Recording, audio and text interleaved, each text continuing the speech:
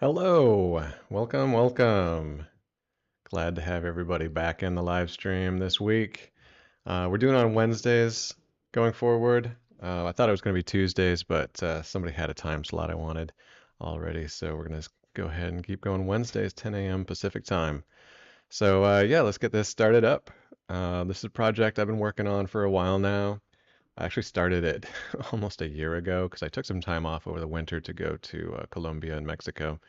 But anyway, I'm just going to keep going with this guy. Let me show a screenshot of what it looks like. Of course, we've got a little like mini view of it down in the bottom left, but this is what it looks like in more detail. So we're just going to keep working on this. There's a lot of little stuff to get to. There's a lot of little detail sculpting, um, little details in the shoes I want to hit up. The posing is getting pretty close. I think a lot of the work is yet going to go into the scales, a little sculpting detail and some details on the shoes, and then just kind of like do a lot of texturing too. Gonna paint this guy up, and then we'll go ahead and use the new Redshift renderer we've got in ZBrush to make some nice renders of this guy.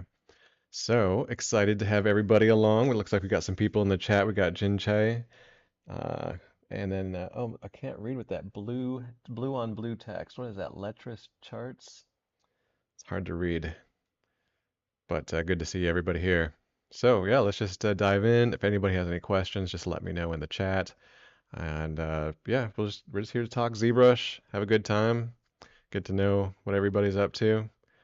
Anybody do anything interesting lately with their lives?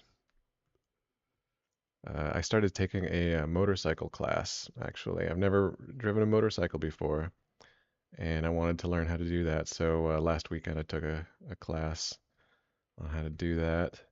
And then I went to the DMV to get my motorcycle license, and well, the DMV website said that if I take the class, I don't have to take the knowledge test. But apparently they forgot to update the website. They did require me to take the knowledge test, and because the website said I didn't have to take it, I didn't study for it, so I failed by one question. Pretty upset about that, but I just get to retake the test tomorrow. Anyway, enough about that. Let's get into sculpting, huh?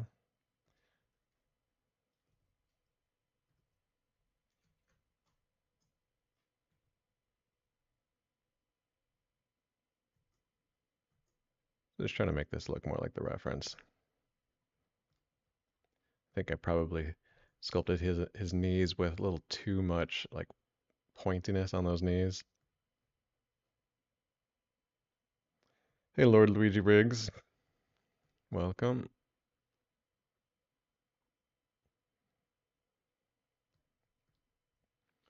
All right, so there's a couple details on various things around this model that, you know, maybe I've been putting off a little bit just because like I don't want to deal with them. uh, Tricky little things like kind of there's some organic waviness in the hat. So I guess I'll just go ahead and get to it now. Might as well do it sooner rather than later, just get it over with.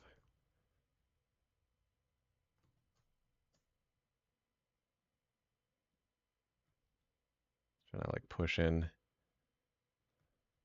just see what I can do to like kind of breathe a little bit of like organic life into this hat without making it look, I don't know, just wonky and sloppy.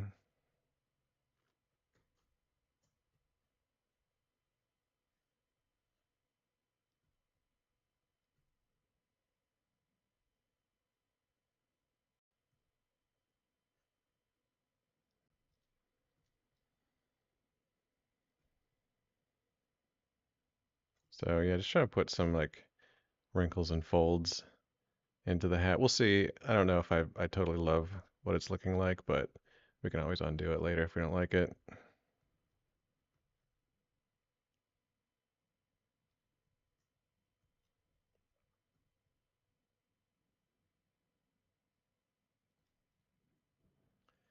There's another detail I've been kind of like dreading, which is there's kind of like this diamond kind of dragon scale pattern on the shoes, and it's going to be a complicated thing to achieve. I've just kind of been like wanting to put that off because I'm not sure how I'm going to go about doing that. If anybody has any ideas, let me know. Every once in a while you find these like things that you want to accomplish in ZBrush that are like really complicated. I was thinking maybe with like just a bump map or a displacement map, just like trying to do that with a texture, like a repeating tiling texture. I actually that might be a good way to do it. I just have to make sure I got the UVs laid out accurately. You know what? Let's just dive in. I'm going to stop avoiding it. All right. So what I want to do is I want to cut these panels so I can lay out like the toe section and the side panels in like neat UV panels. And let's see, right now, okay, yeah, it's just an object with dynamic thickness turned on. So what I want to do here then is kind of like isolate parts of this to be separate polygroups, and then I can lay out the UVs based on those polygroups.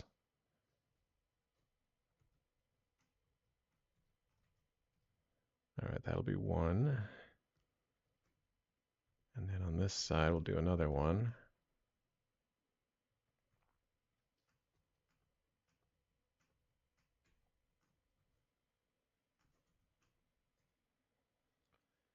And then I want to get this one split into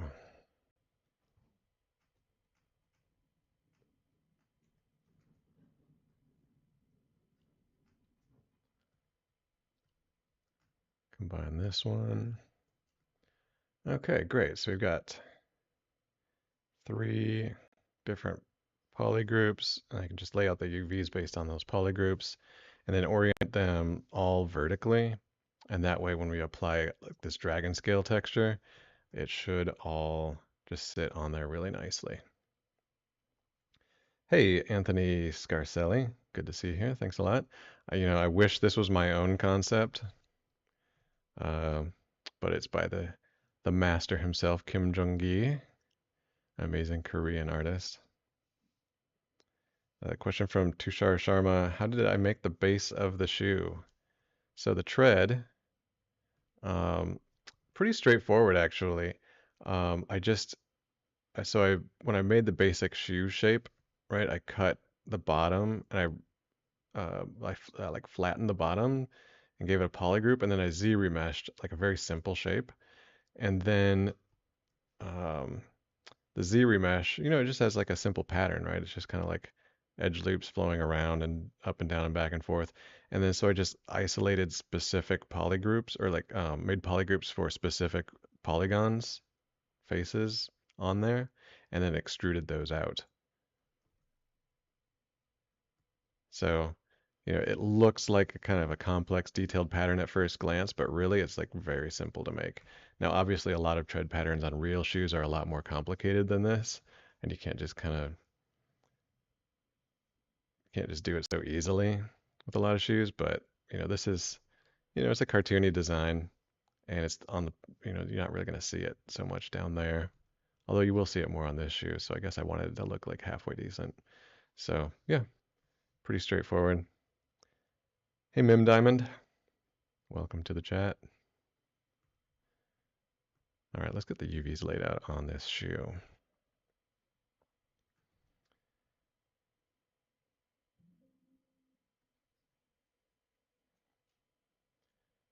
So let's see, you guys don't see my interface. I've got my interface spread out across 3 total monitors. Let me share that with you. So here's a view showing all 3 of my monitors. So my work is in this main monitor, and then my laptop screen is down here, and it's actually cutting off some of my laptop screen in this view. But I've got some interface down on my laptop screen, and then some more interface on my left vertical monitor. And yeah, it's just nice to have like my entire canvas in just one monitor. Hey, Steamworks TC, good to see you again. There's a question from Chase Connors. Is all of these lace segments different subtools? So these are in one subtool, and then these 2 are in a separate subtool. I could probably combine them at some point. I don't know. It just makes sense to keep them separate. But each of these lace segments are separate meshes within this one subtool. You got it, Tushar Sharma. Glad I could help. Hey, Arturo Martin. Um, cool. Glad you like the mix of hard surface and organic shape. All right, let's get the UVs laid out on this. You got it, Chase. All right, so go to my UV. You guys aren't seeing what I'm doing in my interface right now because it's off screen, but just telling it to use polygroups. And let's say use existing UVs, and I will click on wrap, and let's see what this looks like. Oh, that's weird. It kept it all one. It shouldn't have done that. I had polygroups turned on. Why didn't it split by polygroups? Oh, they added a new feature that can do creased edges, and since I didn't have the polygroup edges creased, it didn't take that into account. Let's try this again. What? Okay.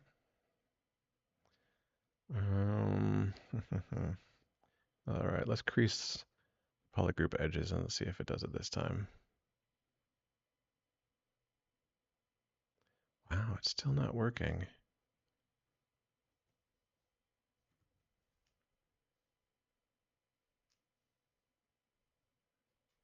Go to UV master, polygroups, don't need symmetry, don't want to use existing seams.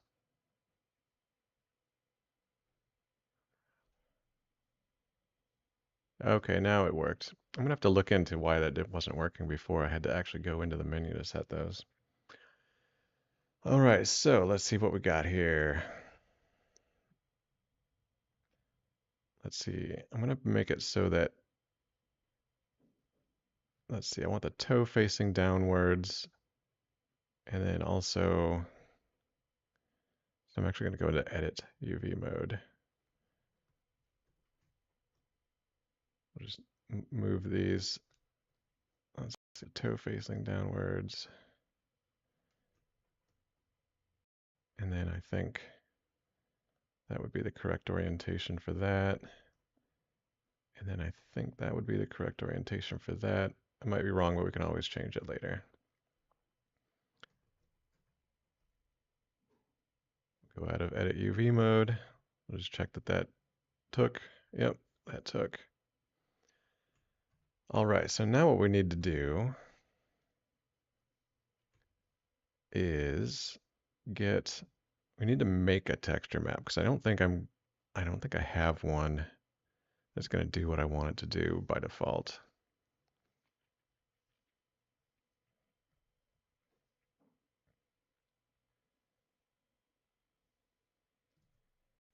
All right, let's see what we need it to be. So it's like these overlapping diamond patterns. So it's kind of like a grid.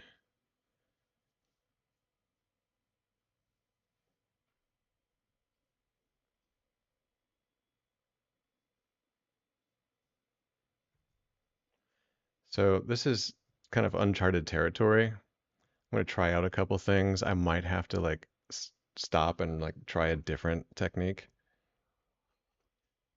before I find the best one that really works, but that's what it's all about. That's what ZBrush is about. It's about trying something, finding out it doesn't work, and trying something else, right? So what I'm going to do is I'm going to make a new, actually first I'm going to save this just in case something crashes. Okay, I'm going to make a new subtool here. Just going to make a regular old plane. Just going to try to make a pattern on this.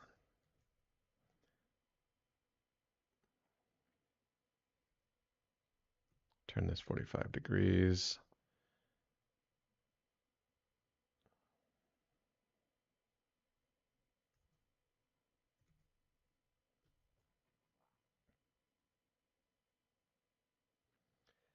So the question from Tushar Sharma, how can one start hard surface modeling for absolute beginners? Suggestions or tutorials? Yeah, there are, I have tutorials on LinkedIn Learning and lynda.com. Just search for my name, Ryan Kittleson, and you'll find my videos on YouTube. And then there's, lots of videos on YouTube now. I mean, there's just an amazing amount of content, people talking about how to do hard surface out there. So it's really just a matter of diving in and practice, practice, practice, and getting feedback from people online too. Find a community, a forum, a Reddit group, whatever, and see if there's people out there that are willing to offer suggestions. All right, so let's see. For these scales, I need to kind of make a pattern, kind of like this overlapping pattern. Let's see what's the best way to do this.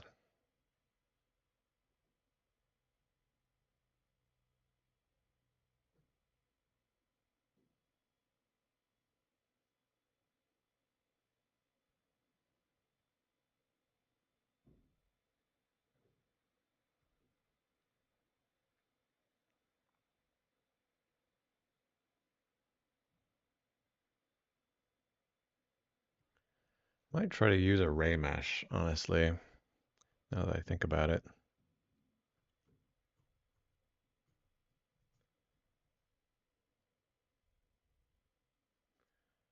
Let's see, let's try to use a ray mesh.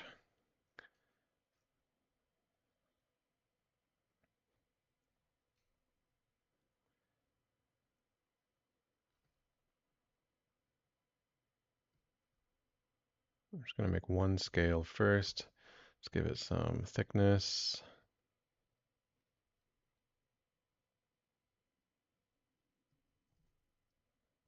Okay, hopefully that'll work.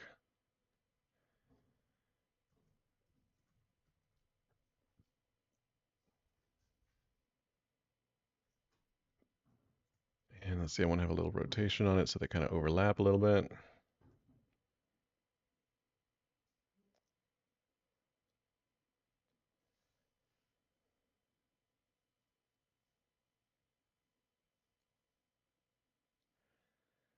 So a question about getting rid of the dotted line when you draw a curve.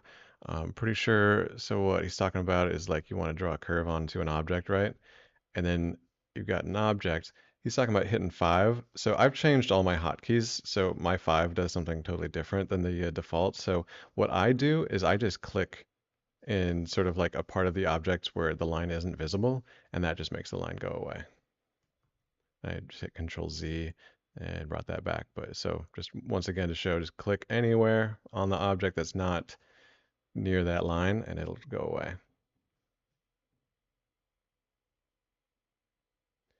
I wish I could make a plugin or macro that would affect all the curve brushes. One of my most annoying things about the curve brushes is that whatever object you're making with the curve brush, it's part of the same subtool as the current subtool. And this is annoying because curve objects don't have any subdivisions by default. So if you want to draw a curve on an object that has subdivision levels, you have to actually like create a new object, a new subtool that doesn't have subdivision levels, and create the curve in that object. And then you still have to split it out into a separate object after you're done. I really wish that curves would just draw directly into a new subtool to avoid all of that hassle. As it is right now, there's no way for me to script that. I wish I could. If I could script that, that would be like I would have done that years ago. Question from uh, P4NKU. Hello, does a company care more about your portfolio or your past, like university or courses? They care more about your portfolio. But also, I would say they care about your work history. So having some experience in the industry you're trying to get into is also really, really good. But obviously, you can't start out with experience. So preferably a portfolio that is amazing is better. More important than having a university degree, although it doesn't hurt to have a university degree. If you can do it, like by all means do it. Okay, so we've got one scale. I rotated it a little bit. So now let's see. I'm going to try to use array mesh and just make some copies of this. So let's repeat this a couple times. And we'll offset in the x-axis. And we're trying to get this right up against that. Okay, looking good. And now let's see, I'll append a new stage and we'll offset this now in the y-axis. Repeat this. Actually, you know what? I need to offset it a little bit in this direction too.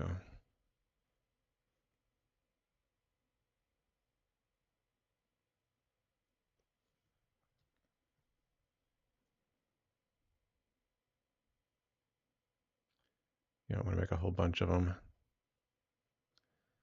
And we'll just offset.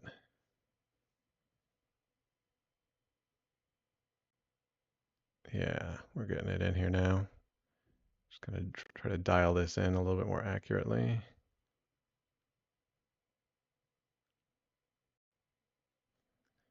There, now we kind of got that like overlapping scale pattern that I want to put on the shoe.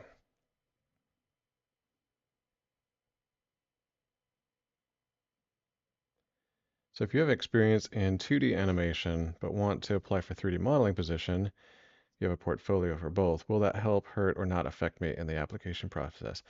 I think if you want to be a 3D modeler, it never hurts to show that you can draw. And if you have 2D animation experience, that probably is proof that you can draw. So I would say include it. It definitely does not hurt. I actually think that if you're good at drawing and you understand good animation, that's going to inform how you do 3D modeling, especially for characters, because you know how limbs should bend, which helps you know where to put edge flow, and it's just going to inform your artistic abilities. So yeah, I would say include some drawings in a 3D modeling portfolio. Thanks, Chase.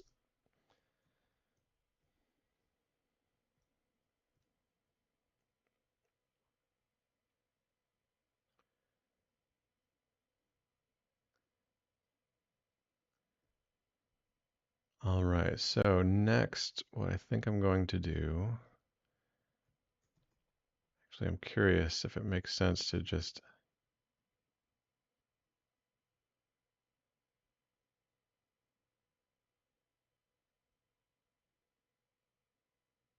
you know what I think I'm going to do?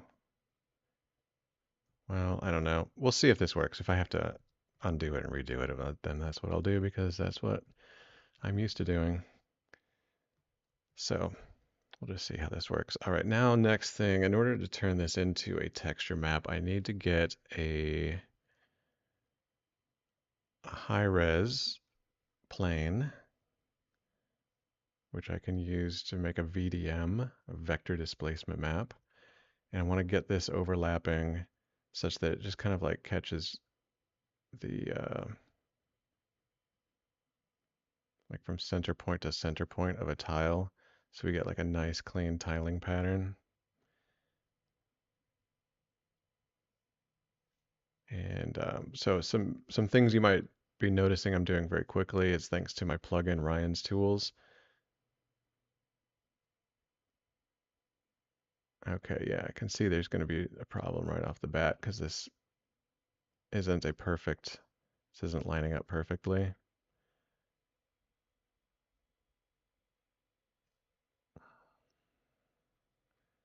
You know what, I'm just going to expand it a little bit. I'm just going to force it to work.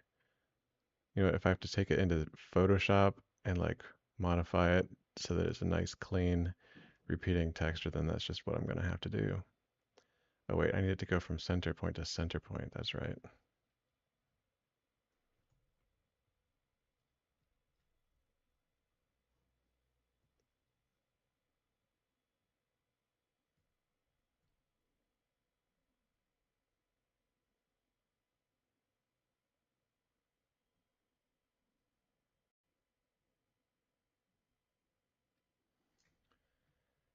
Okay.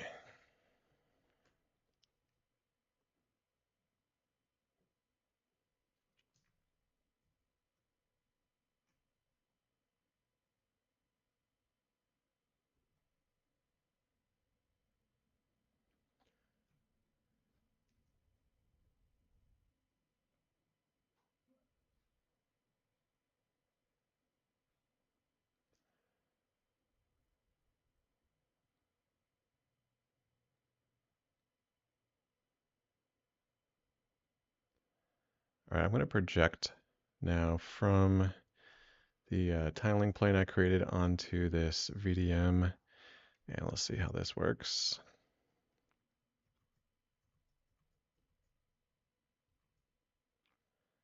Okay, project all. Let's see if this works. Oh, you know what? I might have to lock in that tile. Now let's see if it works. So project all. Yep, there it goes. And did it?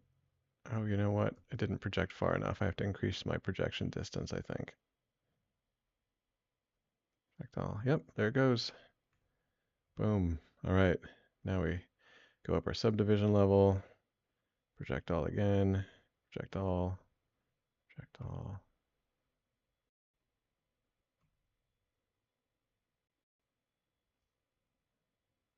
Oh, crap. What is that all about? Wow, that's doing some weird stuff. Why is it doing that?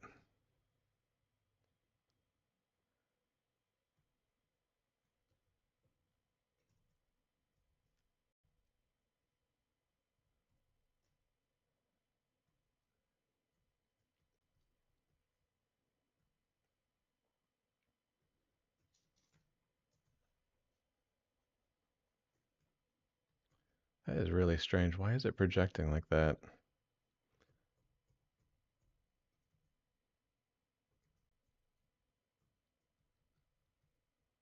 Why is it projecting so jaggedly? It's strange.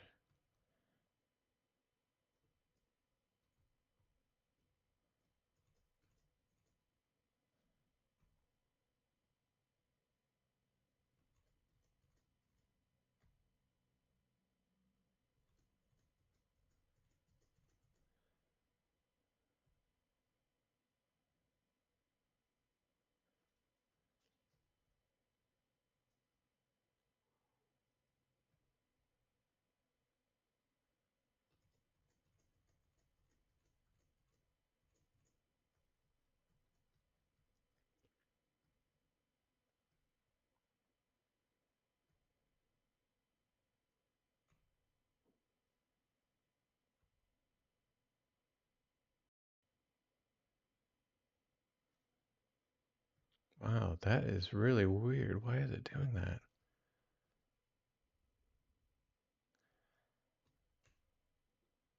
You know what? I'm actually going to lock in this a dynamic because I feel like projecting to a dynamic object might be causing something weird to happen. Let me try this again.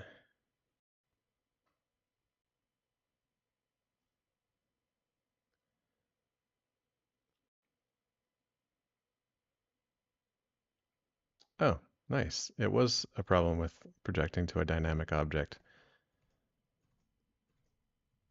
Now I'm just going to smooth that out a bit. Actually, that did cause some weird, more different kind of weird thing to happen. Huh. This is the endless struggle of trying to make stuff happen. You just got to figure it out. So actually what I'm going to do with this, I think it's partially getting confused because there's like these overlapping parts. So I'm actually going to, what am I going to do? I'm going to dynamesh this whole thing to kind of turn it into like a more consistent single surface.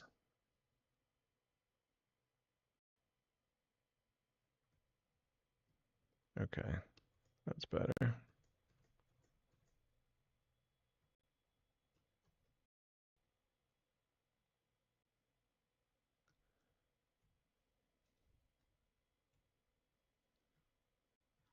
Let's try this again.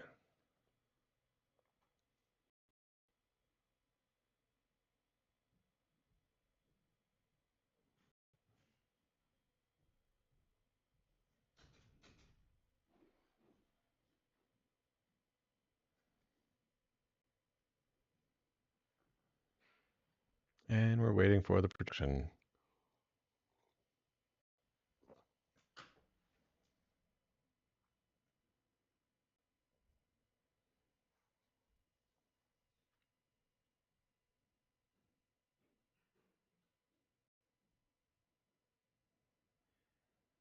Oh, while we're waiting, has anybody been playing around with AI, like Midjourney, uh, Stable Diffusion, anything like that? What are your thoughts on that? What are your thoughts on how that is going to affect eventually?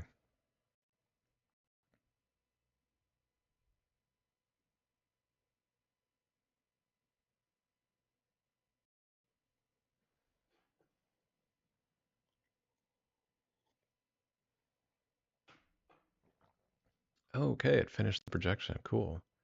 Oh, actually, no, not cool. It did a weird thing, like overlapping. Okay. You know what? Actually, this is probably good enough detail, honestly. Um, cool. Actually,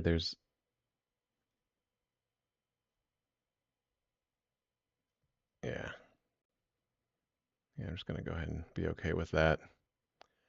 Okay, cool. So now let's make a VDM from this. There's some things that are kind of weird. I think I might actually have to edit this in Photoshop. Um, we'll see what happens. Doesn't even need to be a VDM really. It could just be a regular old displacement map, I think. Yeah, I think I'm gonna let it just be a regular displacement map. That'll be easier to edit in Photoshop. So, in order to do that, we need to put a texture on this temporarily. I'm gonna put that texture on it because in order to make a displacement map, let's see what happens. Actually, I don't think I have to do that.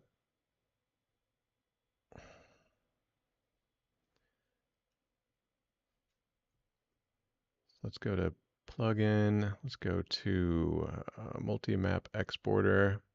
We want a displacement map. Let's go to displacement map settings. So we'll generate from the first subdivision level, mid value 5. I think I like all these settings.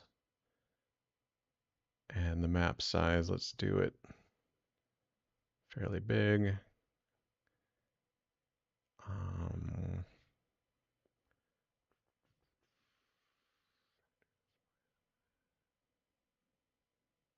let's go ahead and make an ambient occlusion and cavity while we're at it. Actually, you know what? We don't need that. Let's just see if this exports a displacement map correctly.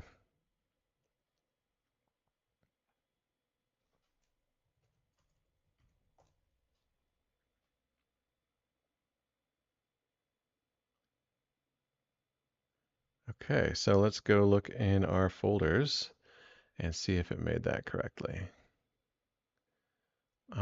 What did I call it? Shoe scales VDM template. Okay, cool. Let's open this up in Photoshop and see what we get.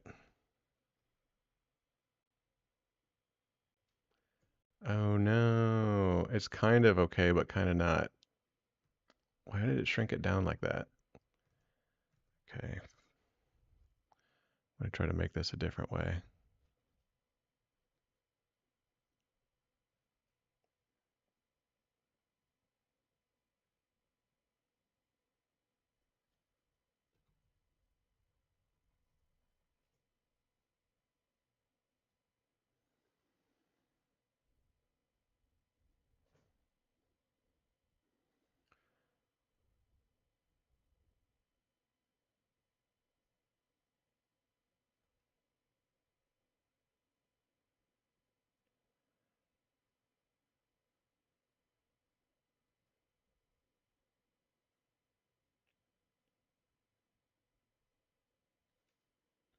All right, I'm trying it a different way.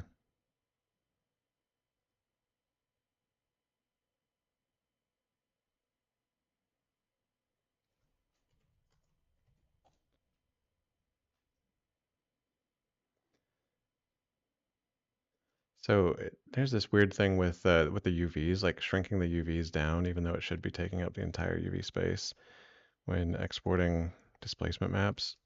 Um, so I just exported it a different way.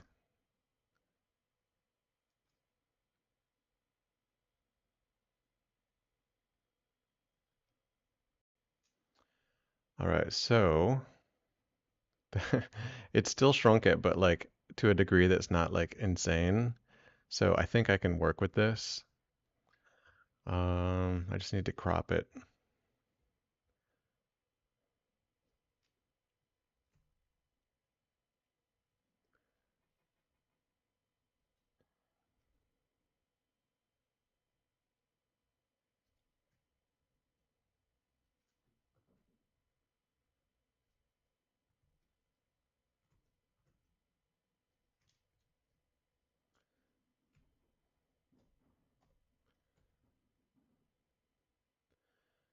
Okay, now I can take this and let's go to filter, other, offset.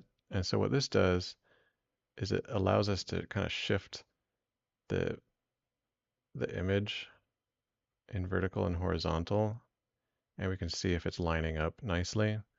And it's kind of mostly lining up nicely, but not entirely perfectly. But I think it's going to be close enough. I think it's just, we're going to have a few things to kind of clean up here, but it'll be all right.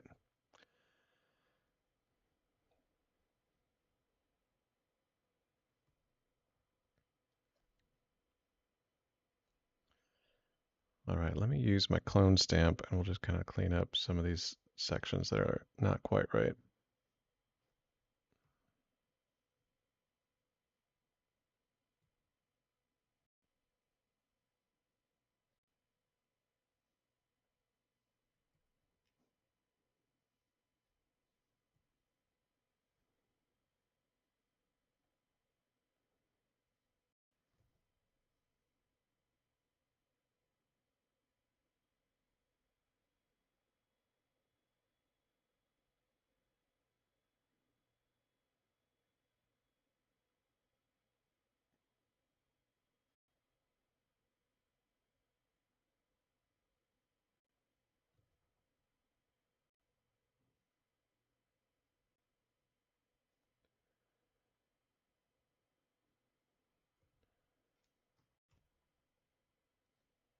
Okay, cool.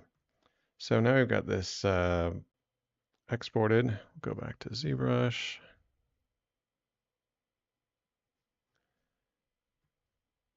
And let's see, we'll bring back our shoe.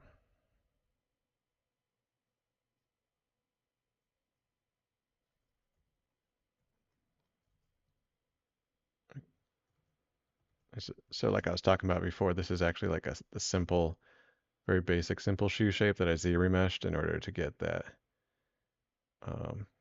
pattern from which I could extrude the tread. I don't need this thing anymore though.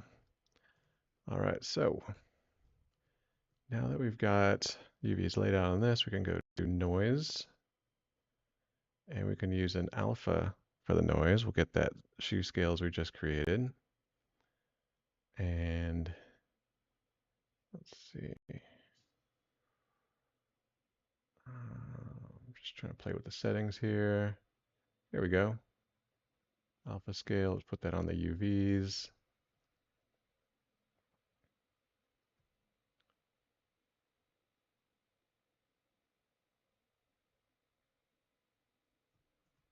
And that's starting to look pretty good.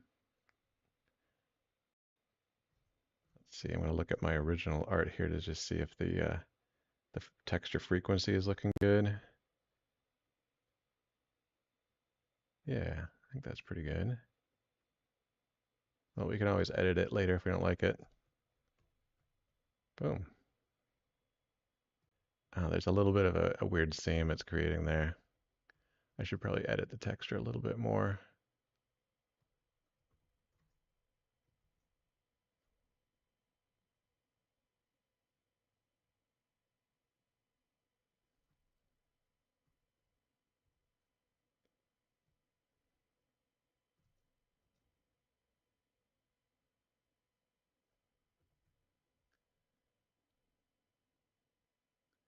I'm going to try one other variation.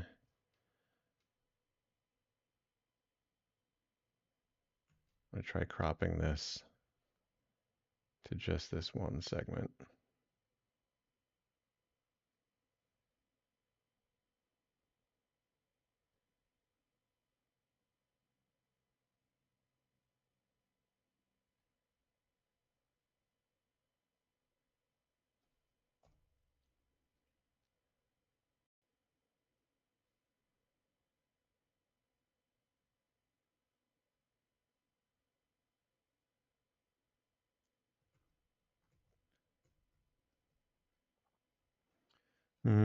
Actually, I'm still going to have to deal with seams if I do that. I know. I can kind of overpaint this.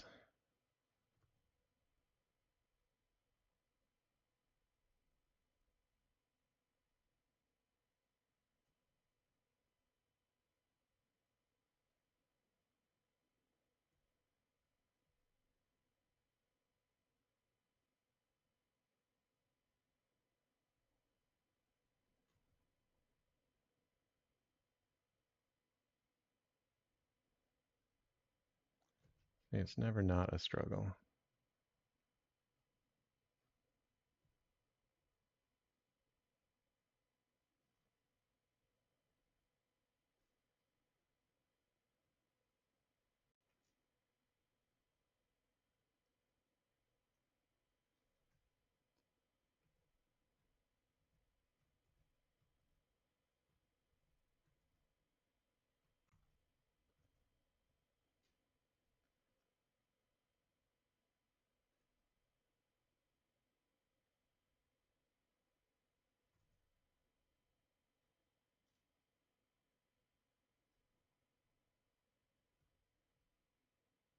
Okay.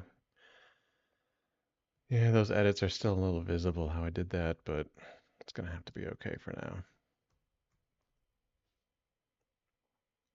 It's actually not too bad when seen from a distance.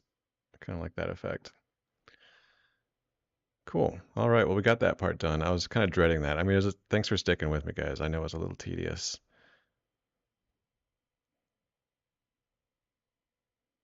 But it's satisfying to, finally solve whatever technical issue you got.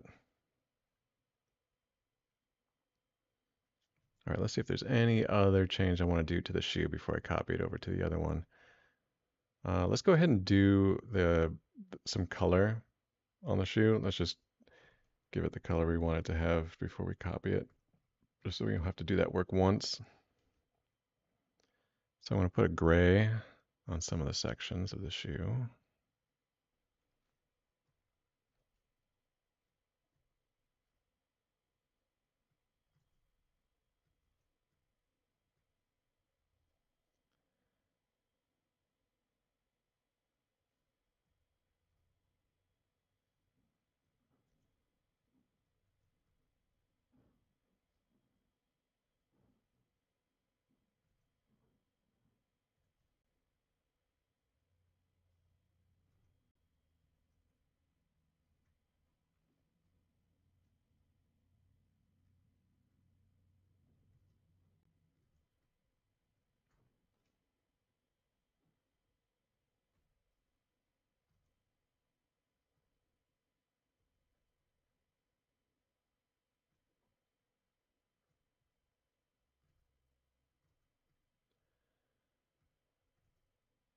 All right, looking good. I like it.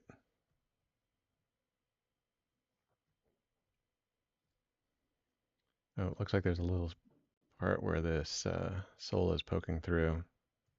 Let me just fix that.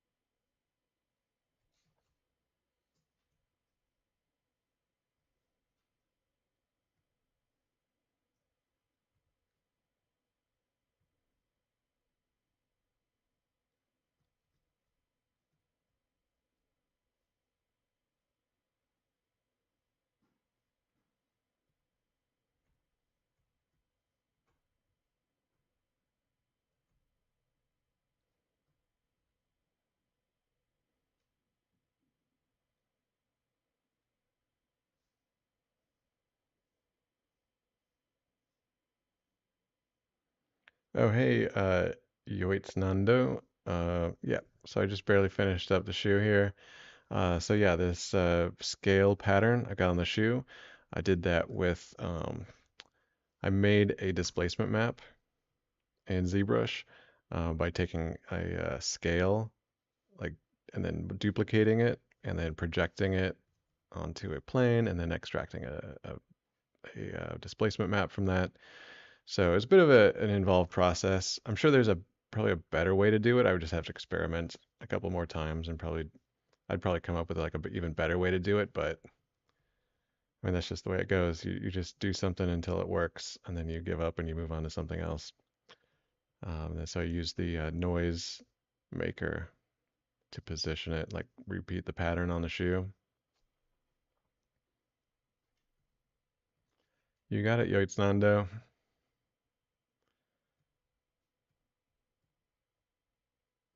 Now, if I wanted to go really all out on this shoe, I put some stitches on. And actually, I feel like some stitches would really just kind of go the last mile, and kind of bringing some nice realism to this shoe. And I might as well do it. And actually, one other thing I want to do is I want to put another Nike swoosh right here on the tab because I think it's hard to tell, but it seems like there is one here. So I'll just go ahead and put one on. I'll just steal it from this current one that I've got.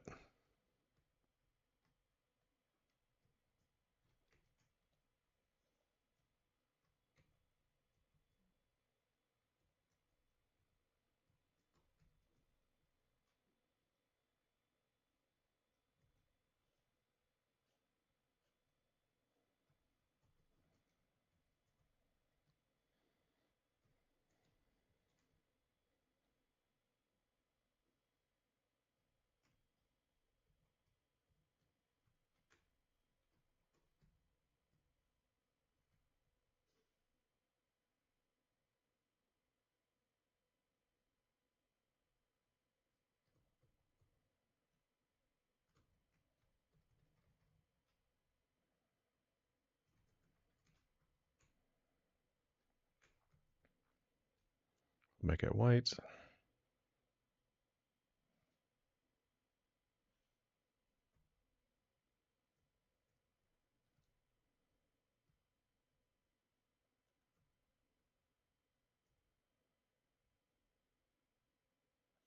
Put it into position.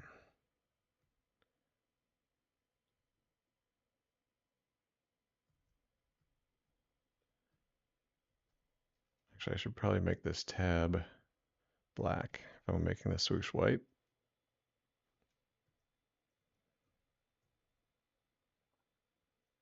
Oh, actually, I forgot. There's this new feature I want to use here. So, boom. Oh, flipped it around.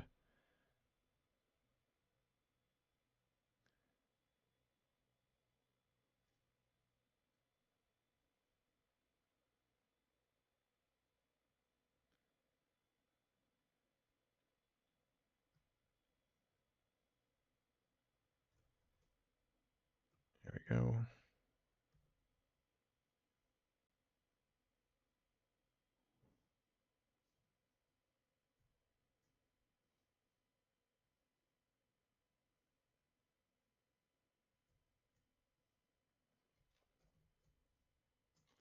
And I just need to sink some of this more.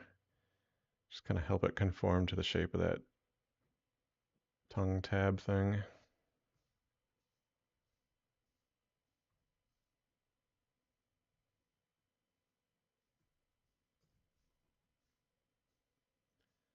Okay, now let's get some scale or stitches on this shoe. So I've got a custom stitch brush that I made. Let's just draw this out here, see what that looks like. Okay. So actually this is a case where I want to use because the stitches are inheriting the dynamic thickness and subdivision of the of the object of the subtool that I'm drawing it on, and I don't want it to do that, so I'm selecting a different object that doesn't have dynamic thickness turned on. And now I just want to get the right size for these stitches. I'm going to make them a little bit bigger than would be natural, just because this is kind of like a cartoonish thing. All right, that looks good. So also what I've created is a macro to store this brush size so that if I go do something else and then I want to come back to the stitch brush, I can restore my brush size, and so I don't have to like remember or guess or refigure out how much brush size I've got there. So let's just continue drawing these stitches out, shall we?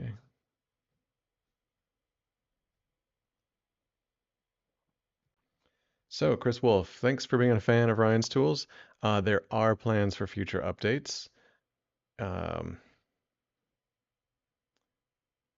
Actually, I'm working on the next version right now, and hopefully it'll be ready for action here soon. Just trying to incorporate a couple things they changed with the latest update of ZBrush. Trying to help things work with that update better.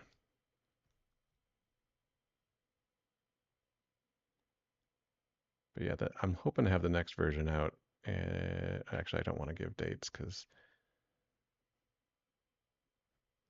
who knows if I can actually follow through on that. But it shouldn't be too much longer.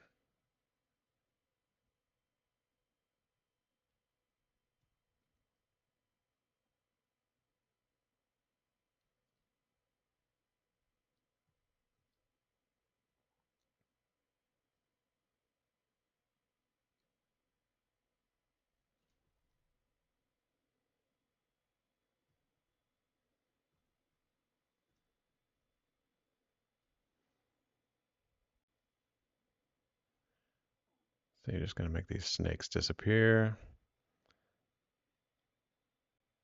So you can see where we're putting these stitches. Let's make the whole gator disappear, shall we?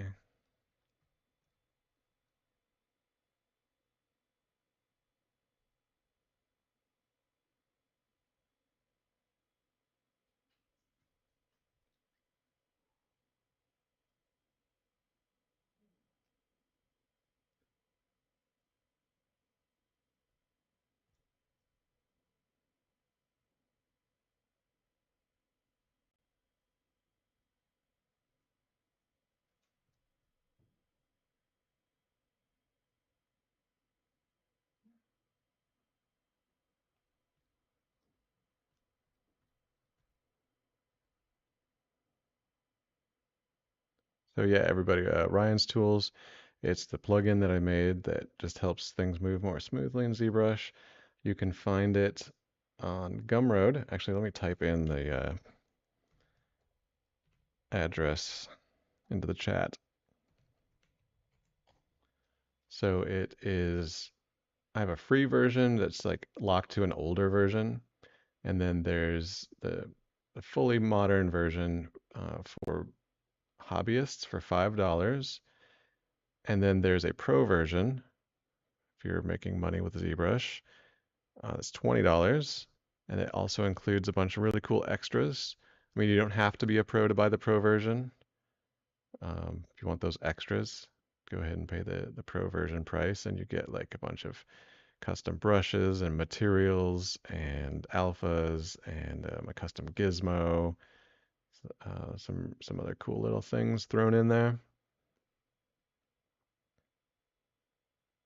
Seriously, I think every once in a while I have to use ZBrush on a computer that's not my own, and I don't have Ryan's tools on it, and I have to go back to using it. Like, I call it caveman ZBrush. So slow. I get my work done like twice as fast using my plugin.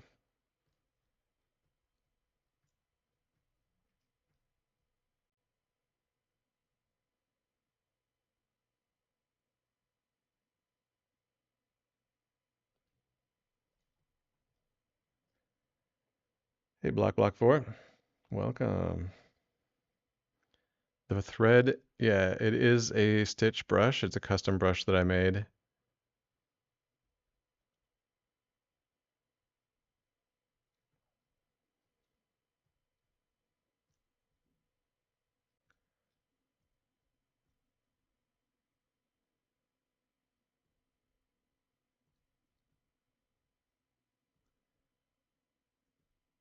Okay, I think I'll just go ahead and leave the stitches to this area. So you see it's like included it in this object here, so I'm just going to split this off to a separate subtool. Whoops. Ah, I hate it when that happens. I accidentally split too much, or actually too little. I have to go recombine these two parts of the sole and then weld points. Okay. Luckily that wasn't like disastrous as it sometimes is. All right, let's give the stitches a color that'll pop on the on that, and then we just need to go in and kind of fine tune some of this.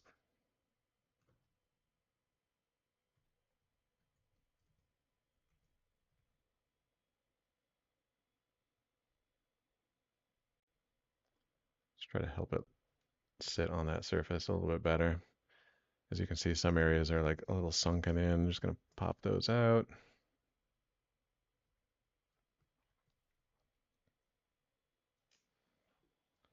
Yeah, I'm definitely gonna do a 3D print of this when I'm done. I just got myself my first 3D printer too. I've been really having some fun with it. Um, First thing I did when I got it is I designed myself.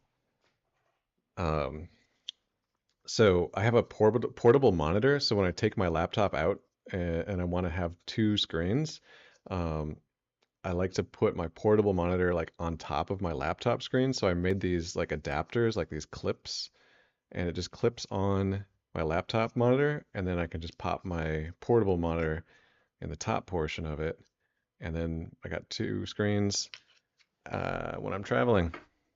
And I don't like having side by side screens. I don't like turning my head to like look from screen to screen. I like just having laptop screen and just one screen just above it. It works great for me. So yeah, I printed that out on my 3D printer, and yeah, it's good stuff.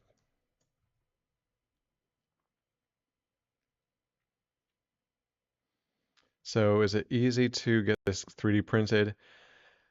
There's some steps to take for sure. And actually, as part of these videos, I'm going to get to that. I'm going to show how I do that. You know, when I get to that point, when I finish it as a sculpture.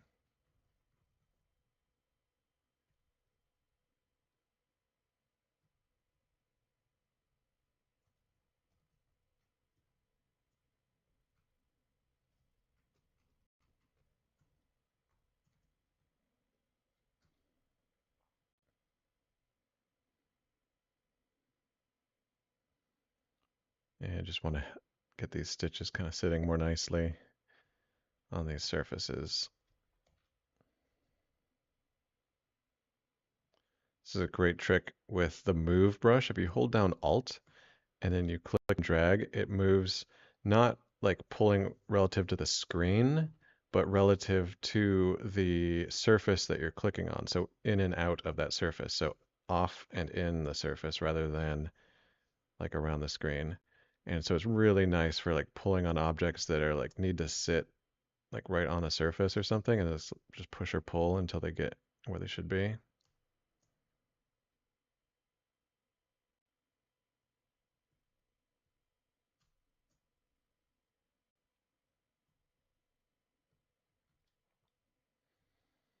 Yeah, so the printer I got is an Anycubic Photon M3, I think, M4, I can't remember. Anyway, it's a entry level printer. It's nothing too fancy. I think it was only like 300 bucks or something.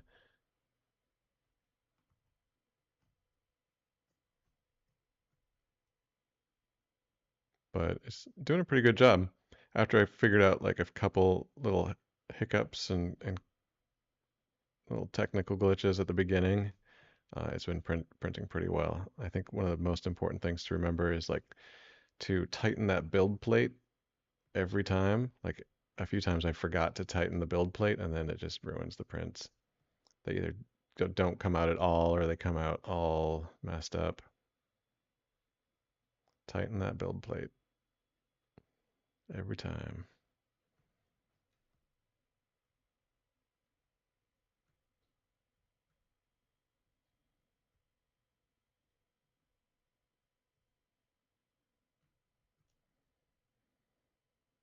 So the question from Mr. J, do I retopo in ZBrush using ZModeler?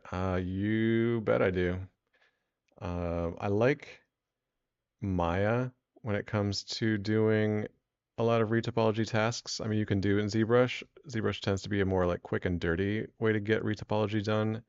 If you want something done really nice that is going to be for animation, it needs to deform really well. I typically do that in Maya.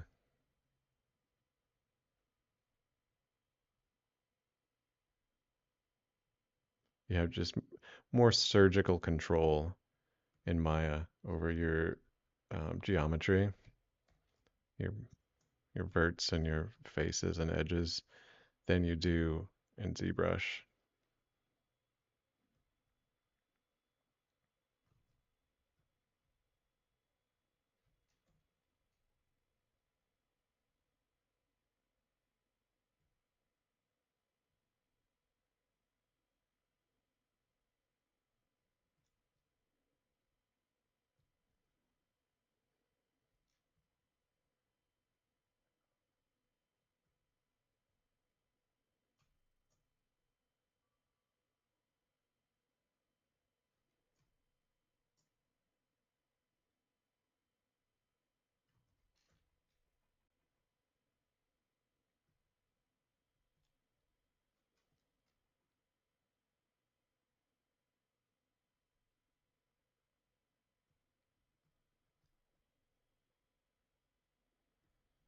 All right, I think this is getting pretty close to being ready.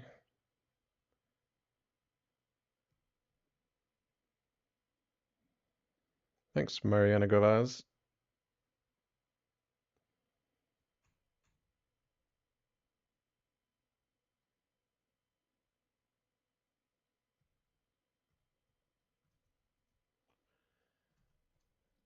See, maybe I'll make the stitches a different color just to make it different, unique. Because I don't want them to pop out so much, or just be a little bit visible. So I'm just gonna make them a little bit darker gray.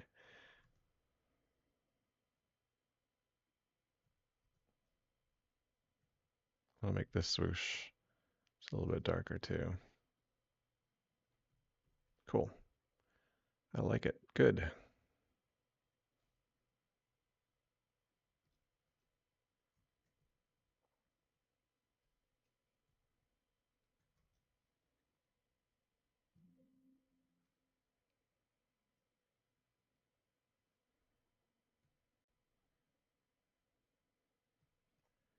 All right, let's go ahead and copy the shoe over to the other one.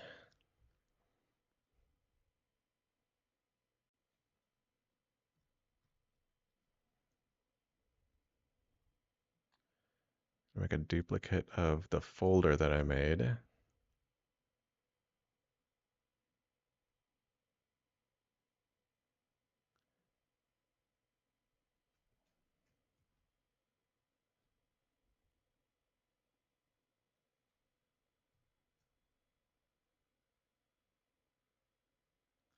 And then it has just regular shoelaces on this other one, so I'm just gonna, make these shoelaces again, but in a different way.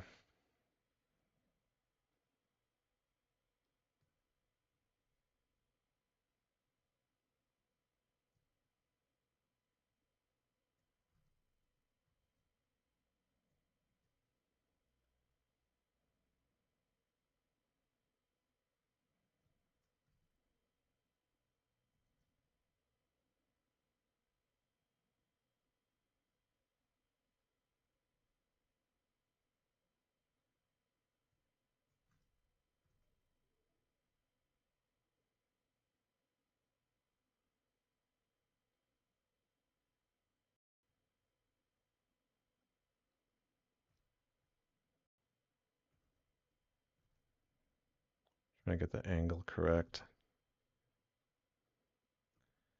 And I think the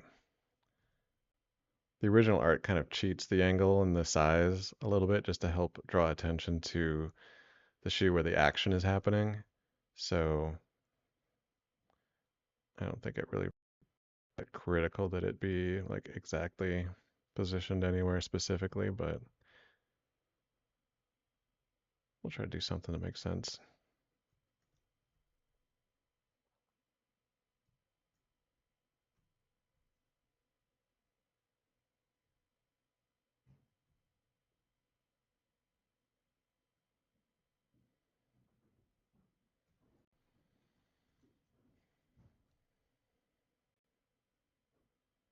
Okay. Well, if we have to change it later, we'll change it later. Now let's try to pose this leg into there.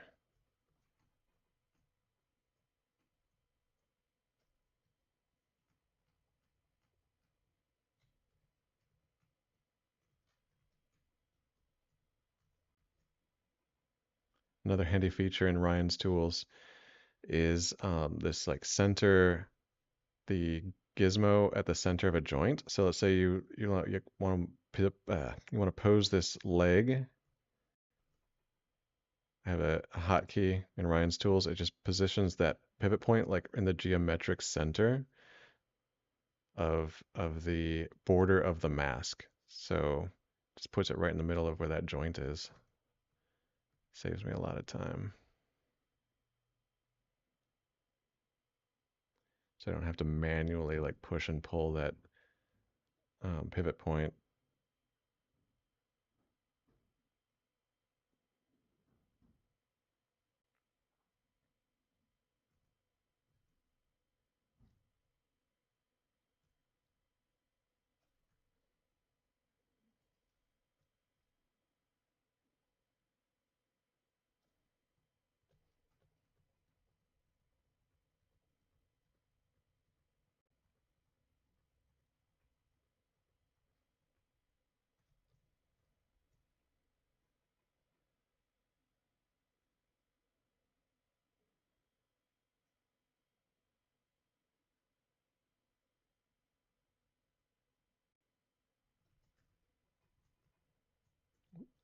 Let's see how that looks. Yeah, pretty close.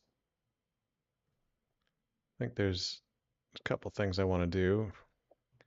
Actually, I want to get him shifting his hips a little bit more to the side. That'll help with like kind of like the dynamic nature of the pose a little bit, but probably should have done that first, but it's okay. I can shift the hips and then reposition the legs a little bit to fit better in the shoe. And then I can just kind of try to sculpt out a basic foot. Doesn't have to be anything fancy, but just so that when you peek down inside that shoe, it doesn't end in a stump.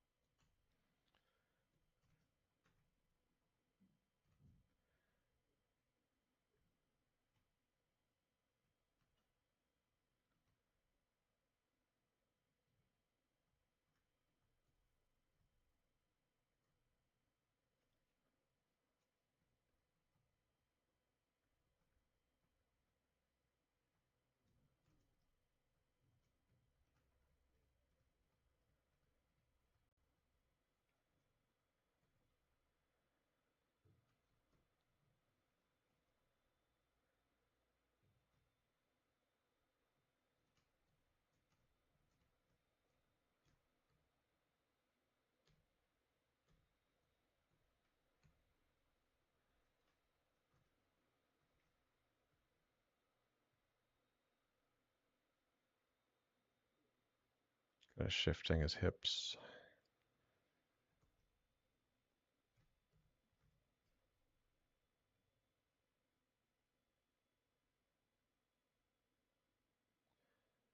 So there's a question if I'm going to read Dynamesh later once I get the details in.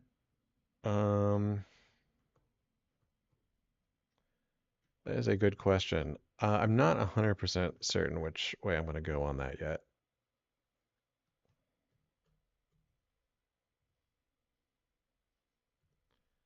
We will see.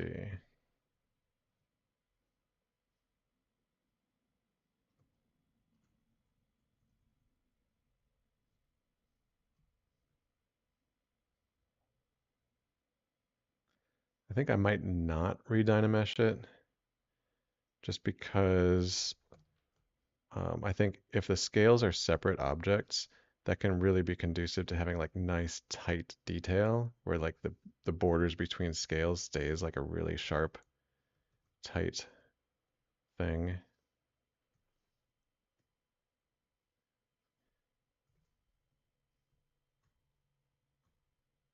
Yeah, I think shifting his hips was a good call.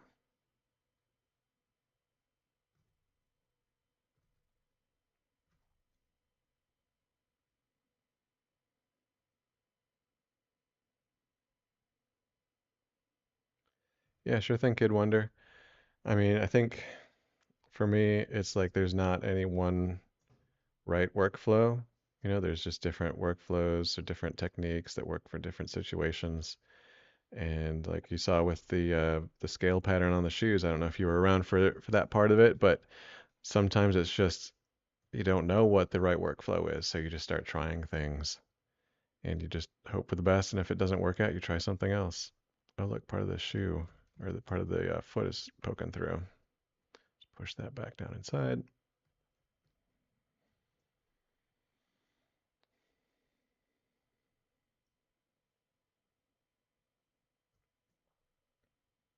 All right, let's put normal shoelaces on this portion of the shoe.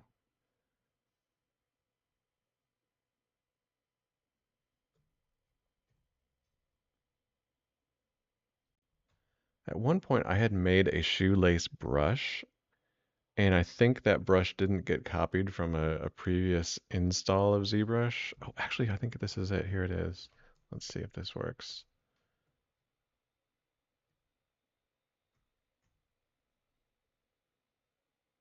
Okay, kind of.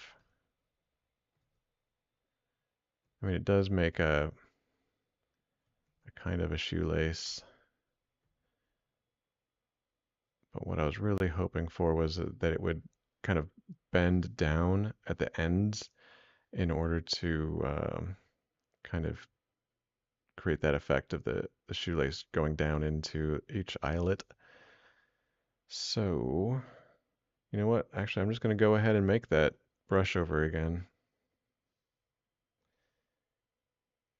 Can someone make money, maybe $1,000 a month for beginning after 1 year of studies, 8 hours every day?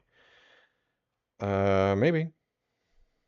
I mean, it just depends. Like, I think some people could make more than that.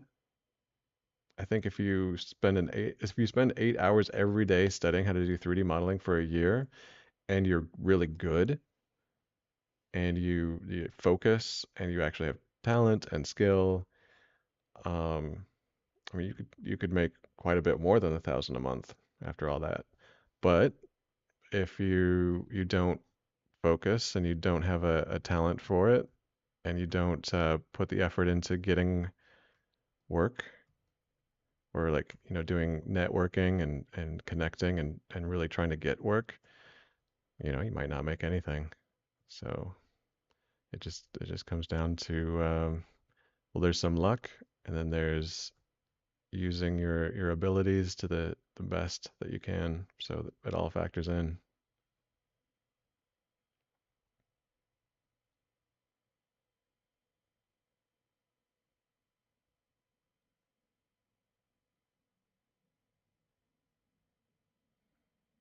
There's no, it's not like a video game. It's not like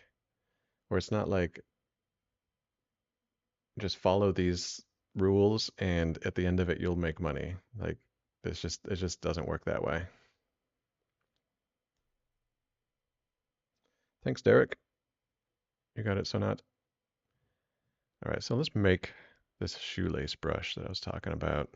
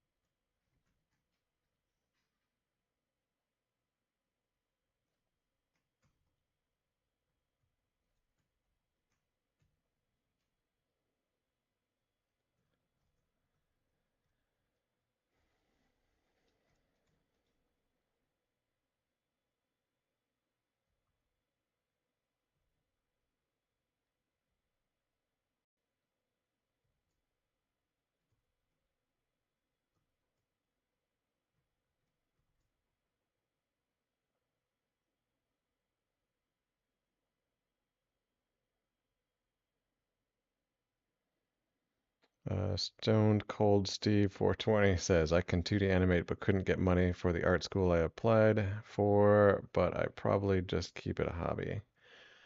You know, sometimes it's best to just keep it a hobby. Um, there's no shame in that. You know, there's a saying that if you do what you love to do for a career, you'll end up hating it. And sometimes that's true. I mean, I think it's possible that I don't love doing 3D as much as I used to. I still love it, but it's not like I wake up every day and feel like, ooh, this this is like the funnest thing I could possibly be doing. I mean, I'm happy with it, don't get me wrong. Like I'm very, very happy that I get to do what I do, but it's not like it's the most amazing thing ever anymore.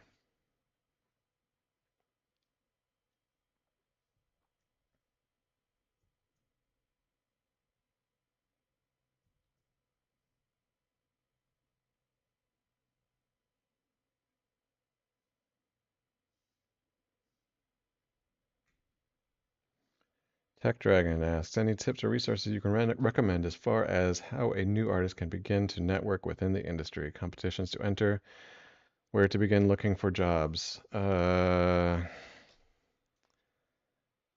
Mm, I mean, no, not really. Everybody's got their own thing. You know, it depends where you live. Do you live in a place that has a CG industry? You know, then there's going to be CG industry events, and that's good things. Those are good things to go to. If not, you're just going to be online. And I think a big tip is like you want to talk to people who are in the industry, but you want to approach it where you're not like desperately, hungrily like trying to get them to give you work because they're just going to be like, "Ugh, this guy's just annoying." But if you genuinely try to make friends with people and don't make it about like, "Oh, will you, you know, give me work? Can I give you my demo reel?" Like kind of take the work out of it and just chill and be cool and just be friends with people, like you're gonna get farther. But you got to be careful. Don't act like you're being their friend just so that they'll like give you work. It's not gonna work that way. You can't act like it. You have to actually just want to be friends with people. That's how you're gonna do it.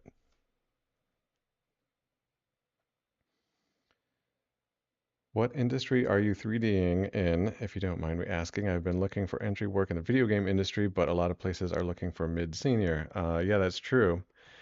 I work mostly in the fine art world. So I work with artists in the traditional fine art world who are making sculpture and um, yeah, helping them. Like they'll give me sketches and then I'll do a sculpture based on their sketches. And then when they're happy, you know, they get the 3D printable file and I get paid. And that's how it works. You know, I still do some work in like the animation, visual effects world. Not a whole lot, because I just prefer working in the fine art world. It's a smaller, I guess, because it's not the glamour world. It's still glamorous and cool in its own way, but it's not like visual effects and games where just everybody out of high school is like, "Ooh, I want to work in that."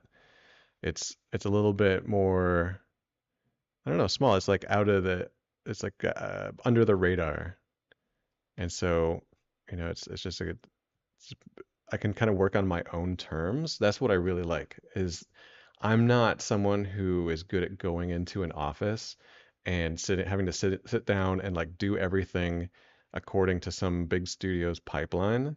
I like to just work directly with a client and figure out solutions and do it my own way and figure out my own technical pipeline and and just kind of be my own boss in that way or work more like one-on-one with my clients. That's how I like to work.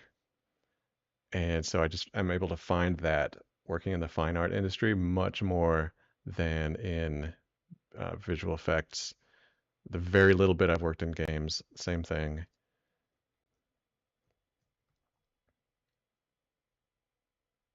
Okay, so we're making a segment of a shoelace. And so this is going to work with a tri-parts brush. And the way the brush is going to work, it's going to start with one of these end caps, then it's going to fill in multiple segments of this purple one, this magenta one, and then at the end of the curve, it'll put this other end cap on. So we can just draw this across the shoe, and it'll just kind of mostly pop the end of the shoelace into this, like with this curve here. And actually, I'm going to scale in so it kind of like squishes in right at the end a little bit.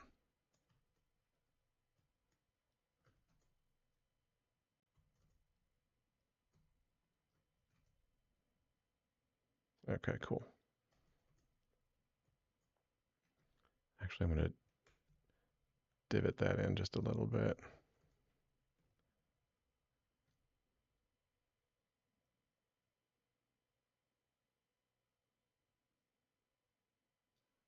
Oh, that's cool, Kid Wonder.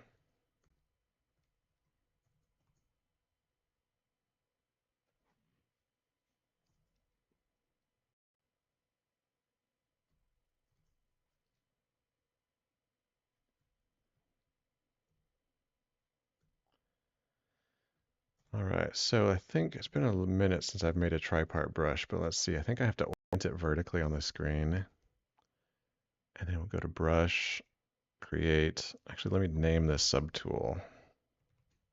Shoelace. Brush, Create, Insert. Say Insert Multi-Mesh.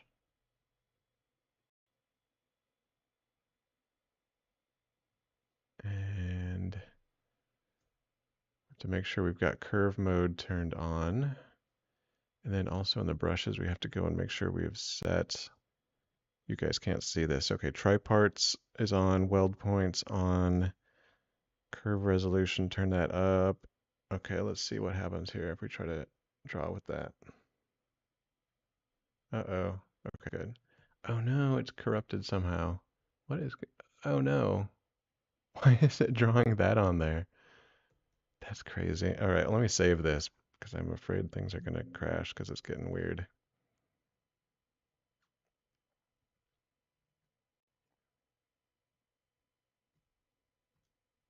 That is wild.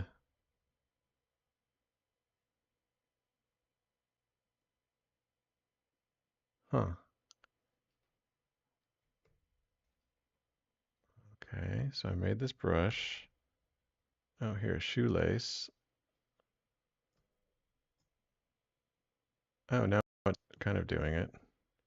Oh, it's not welding the parts together. Brush. Somehow it turned off weld points. Okay, let's try this again. Oh, almost. Almost. Why is it doing that weird thing?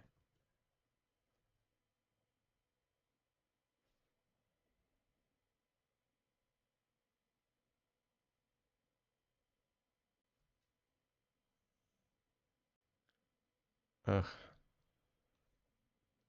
ZBrush, stop it. You're killing me. It almost works. And why? Why is it doing that?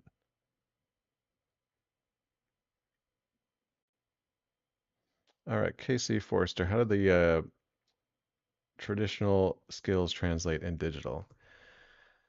I mean, if you any traditional skill you learn, any creative, visual skill, you're learning about perspective, you're learning about anatomy, you're learning about shape, you're learning about texture, proportion, composition, posing, and I mean that those skills don't go away when you go to digital. You still have to know how to do those in addition to learning how the software works.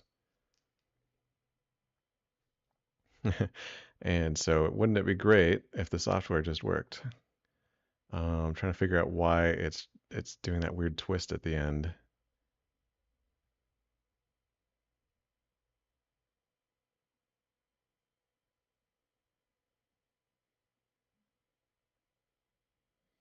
Oh yeah, Kid Wonder. Like life drawing, or just feeds right into sculpting, and sculpting fits right into life drawing. You get one good at one, it's going to boost your skills in the other. Definitely do them both.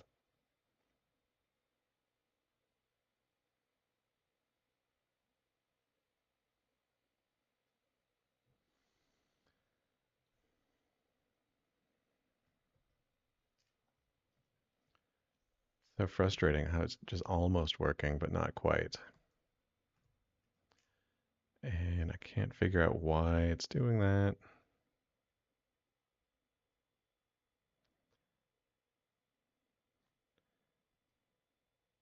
Let me switch up just so you guys can see the menus I'm going into as I do this. Um, Modifiers. Usually stuff with like weird curve brush stuff, you can fix it in here. Max bend angle, I don't know. See, I can't even fathom what setting would do this. Stretch? Maybe we allow stretch. Let's see what happens. Nope.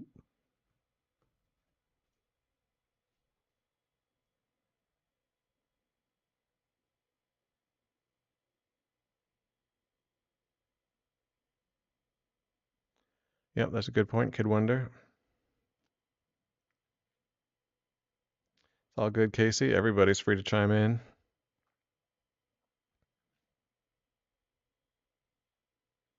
Stone Cold, Steve. I'm trying to make a shoelace. I made this 3-part brush, tripart, and it's I should just draw out a curve and just duplicate that center section, but it wants to put this twist in the end for no good reason. And I can't figure out why.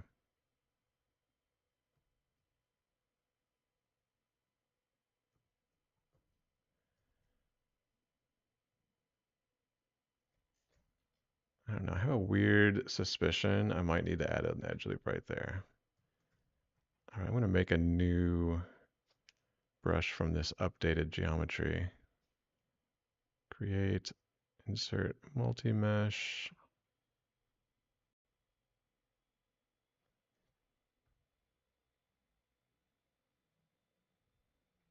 Okay, and let's see, what is, no.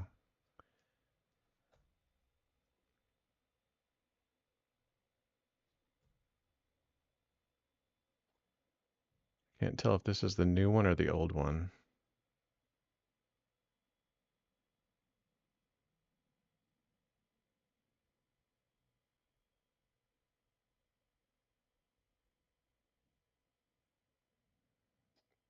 Cool for your buddy Danny.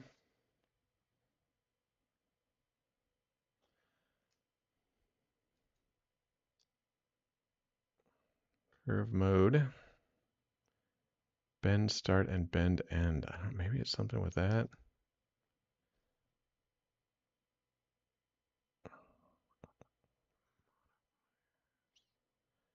Weld points, stretch. There's no like weld point distance. They're just the polygroups are like perfectly overlapping. That shouldn't be an issue. Try this again. Oh, oh, is it working? It's working. I don't know why or how, but it's working. Okay, I'm gonna save this brush. Brush, save as. And let's go to ZBrush, Z startup, brush presets, and we'll call this shoelace 2. Okay. Phew, got that working.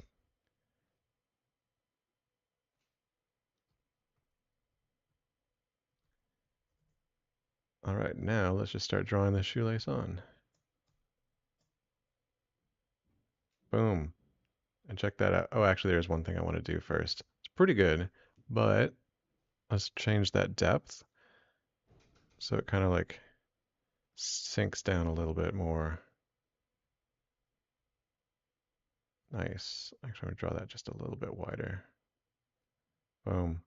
And of course, I'm gonna have to do a little bit of tweaking to like really get that right where it should be, but this is gonna get it real close.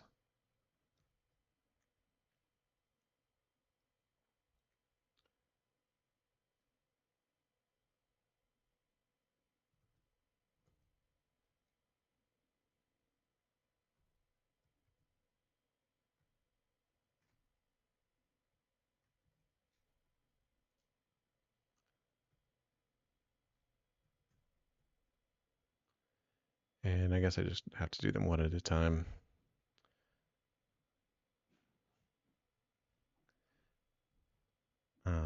Wait, did that just change the size of it?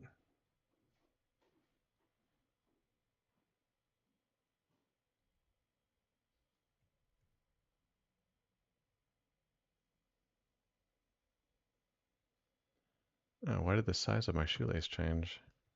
Oh, I know why, because I was putting it on an object that had dynamic thickness, and it was inheriting the dynamic thickness.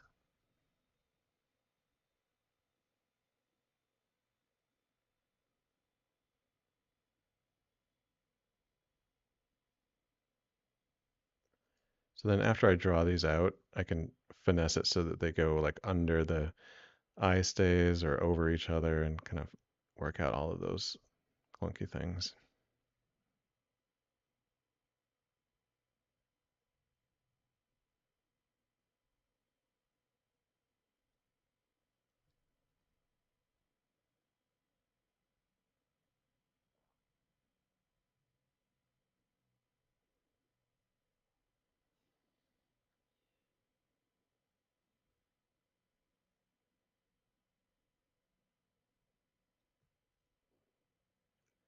All right, cool. So now, yeah, we can work out all of those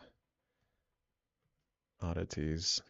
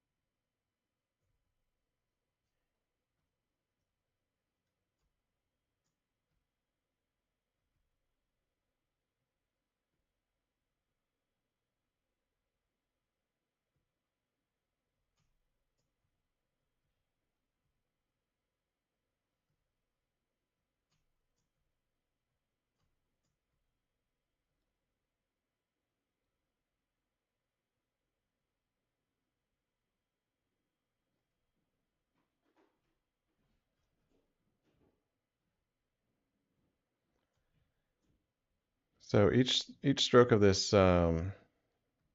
shoelace brush is currently just a separate object within the same subtool. But yeah, there's no reason why I couldn't split them apart. It's just a little easier to work with them right now all in the same subtool because I can use the move topological brush, and each brush stroke only affects one section of geometry.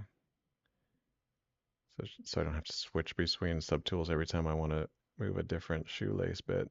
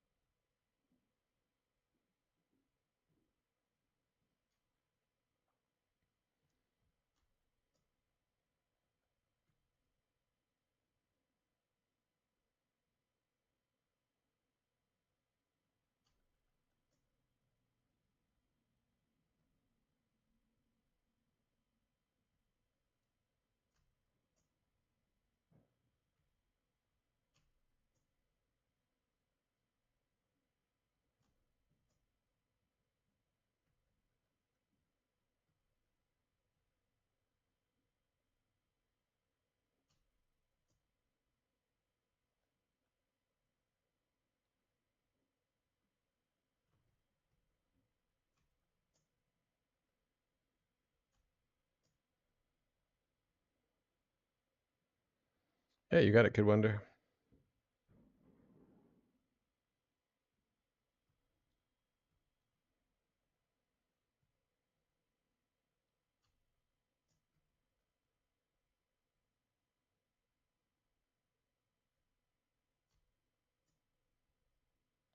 So yeah, we've seen a lot of examples of trying to figure out something in ZBrush. We don't know exactly like what we're doing or how to go about it, but we just kind of play around with different things and eventually figure it out. That's how it always goes. So it's just a good practice to like not get frustrated, like when things aren't working the way they're supposed to. You just chill out, just go at it, just try one thing. If that doesn't work, try something else. Even if it doesn't work, you've learned something about how it works that will be useful for something else. If you want a shoelace that twists around at the last little bit, well then you know how to go about doing that. I don't know when you would ever want that, but if you do want that, then you know how to do it now.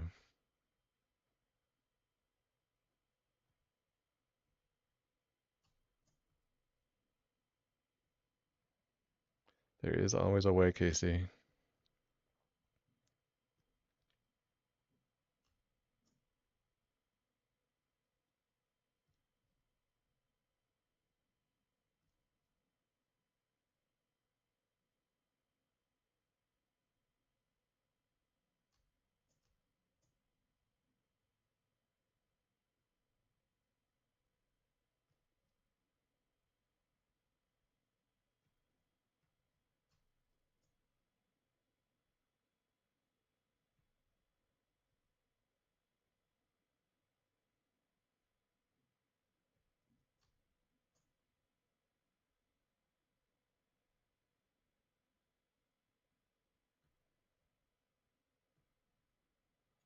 That is true. All right, looks like just a bit more to do. Let's see, what color shoelaces should I give him? What does the original art say? The original art says dark gray or black, so let's go ahead and do that.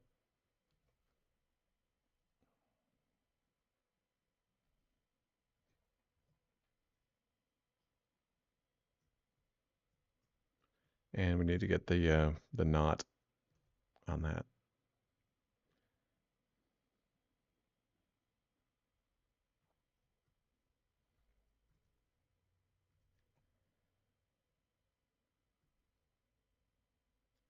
And then once we get the knot on there, then that'll be pretty much the end of the day. Slightly ragged look to the laces, but if you want a smoother outcome, would you turn on lazy mouse? I think it's called.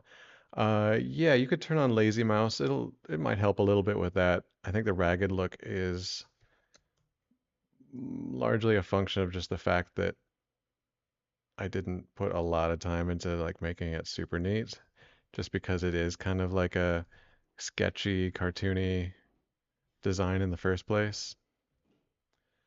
All right, let's put a knot in here.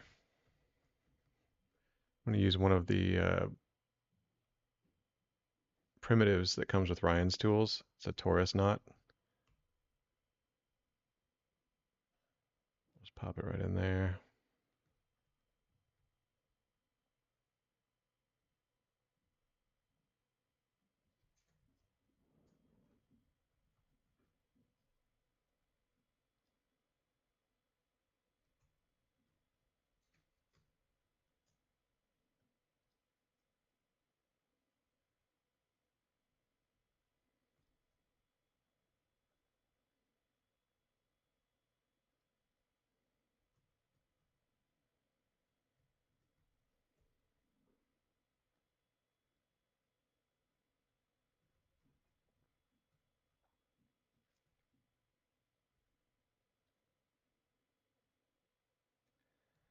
The brush, I made a custom brush. You can go back and watch the recording of this live session to see how I made the shoelace brush. Uh, yeah, good stuff in there. It's not a built-in brush.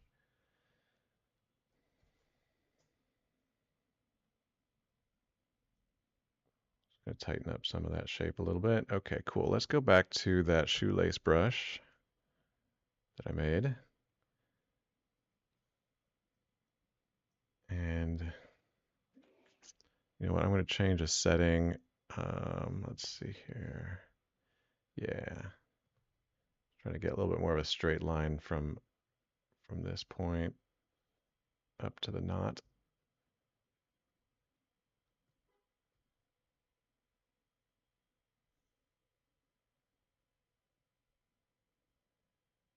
And then we'll fit those.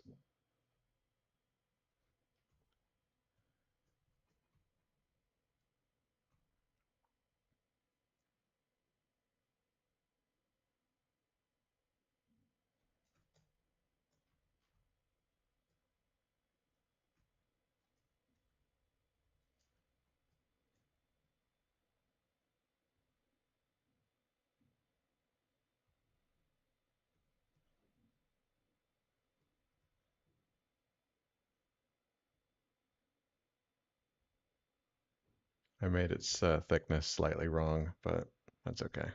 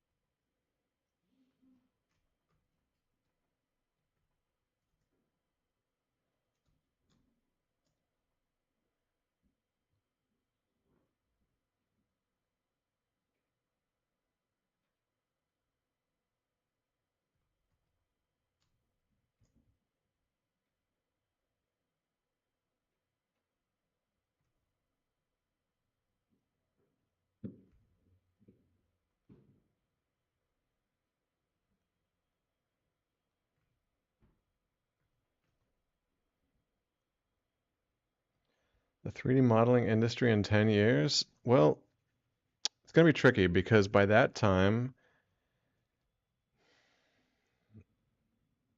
AI will be very, very, very good at making sculpture, 3D objects. And so what's going to be really important is for whatever like sculpture wants to be made, like you're going to there's going to be less room for people who like technically understand how to make sculpture but don't have um, the artistic sensibilities. So it's going to be easy now for people who have the artistic sensibilities to just tell an AI how to make a sculpture.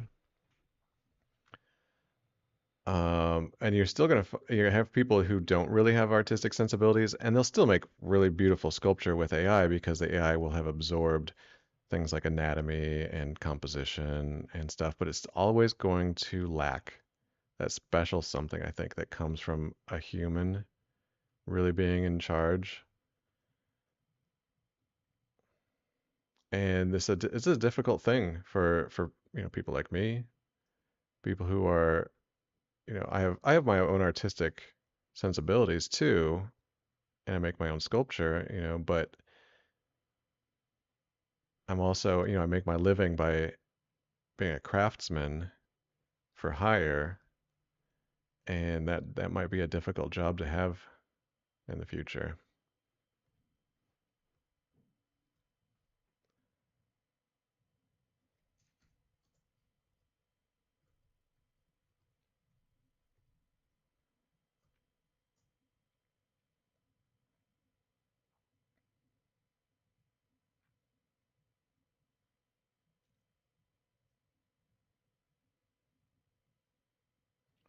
the technical and artistic abilities. So on the technical side, like the most technical stuff is just how do you use the software, right? How do you use ZBrush?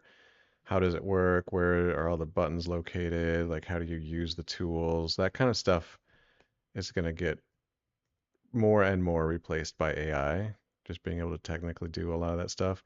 And then also you've got things like, um,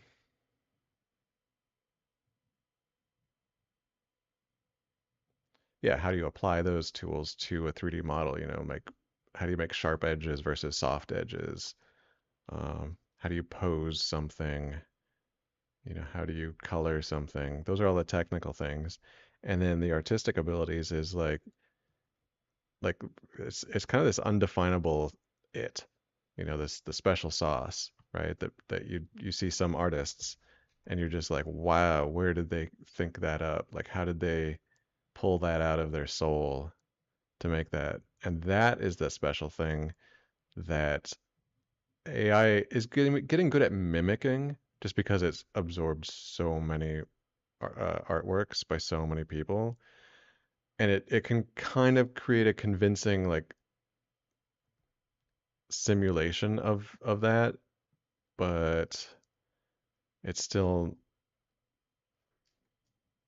not really getting it. And I don't think it's going to get it until AI is somehow programmed, or I wouldn't even say programmed, until it's been given the experience of experiencing joy and suffering, because that's where real art comes from, is those real human emotions. And I mean, maybe one day AI will experience those, maybe it won't. But even if AI does experience joy and suffering, is able to make art from a true, like soulful place, it's still not going to get rid of the experience that we humans can have in making art. I think we humans benefit from making art, even if somebody else can make it better, or even if an AI can make it better than we can make it.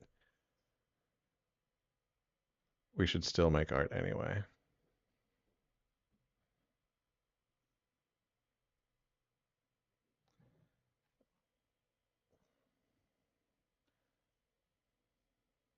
Andreas, I kind of mean imagination, although you could say that AI currently can imagine things, but it also goes deeper than that.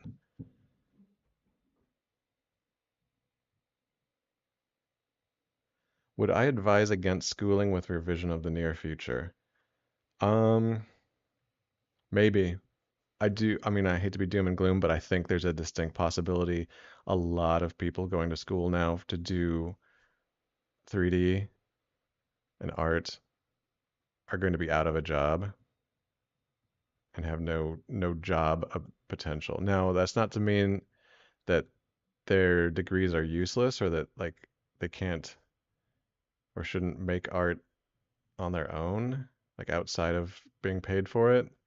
But if you want to make money making art, like working on movies and stuff, there might be more opportunities or there might be less or it might be about the same. Because I think also if there's a lot of people who have great imaginations, great artistic sensibilities, wonderful things to say, and who are currently broke and penniless, right? Because I mean, it's hard to make a living as an artist. Maybe if those people have the ability to like make a really great movie, for example, just by telling the AI, just but it could turn everybody into a director, right? So if everybody is a director, the people who actually have really great ideas for movies might actually be able to make their movies instead of needing multi-million dollar budgets and connections at studios. So I don't know. We'll see what the future holds.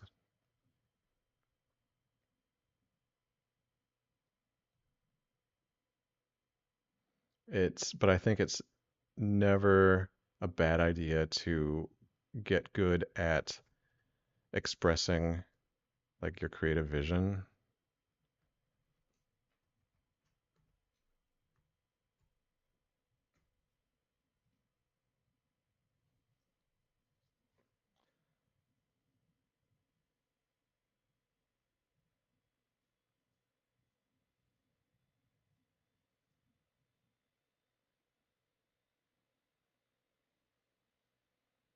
Yeah, that's a good point, Blood Rapture. Like it's it's a lot of stuff to do.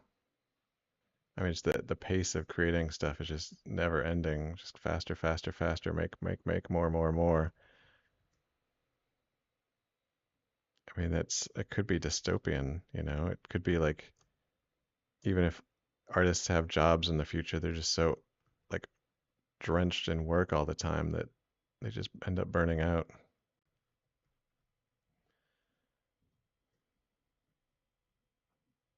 All right, so we got a shoelace there. Oh, you know, there needs to be the little single bits of shoelace that come out.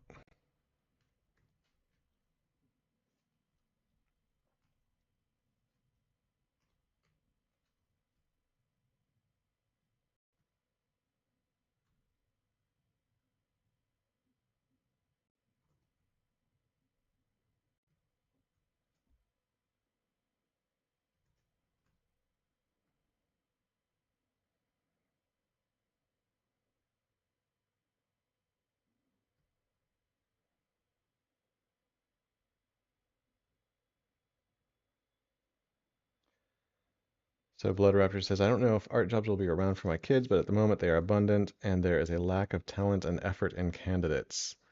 That's an interesting point. Yeah, I mean, I wonder if that's to do with like the digital age and like growing up and feeling like all the digital stuff makes things easy, and then so if people don't learn how to put effort into things, that could be. I mean, I think hopefully in the future, I think everybody's going to get at a certain point, we're going to like get bored of AI, and we're going to be like, yeah, yeah, the AI can make whatever we want. I want to see something that's made by a real person again, you know, that someone actually put effort into. And so there will be, I think, a premium on organic art, just like there's a premium on organic food, for example.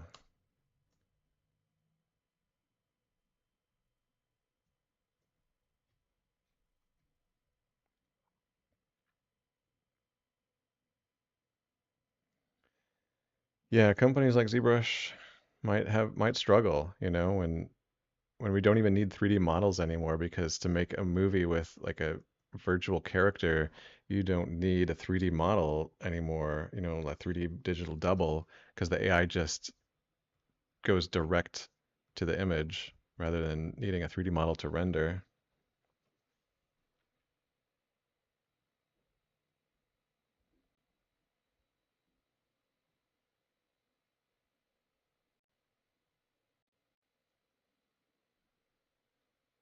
It's a good question, Andreas. I don't really know the answer.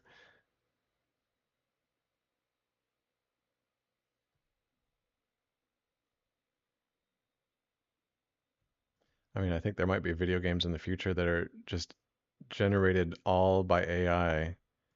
And I think I might enjoy a video game where I could just walk into a virtual world and just tell the AI like, "Oh, I want to play Dungeons and Dragons today. Could you be a DM and just create this world for me and all the virtual characters?" And you know, it could be a lot of fun. It could be lame too. I don't know.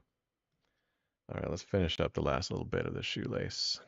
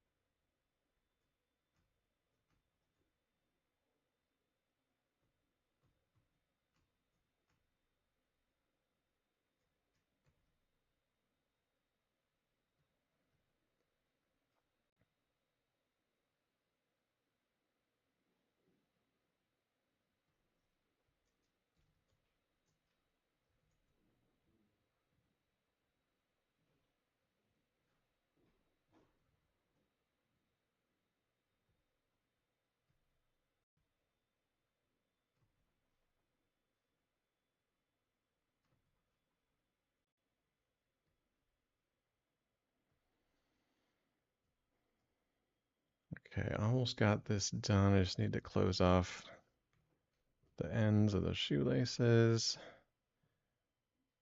And you know what? We're basically out of time. I think in the next one I might put those little I can't remember the name of them, the little cylindrical end caps on the ends of these shoelaces. But yeah, these guys are pretty much done.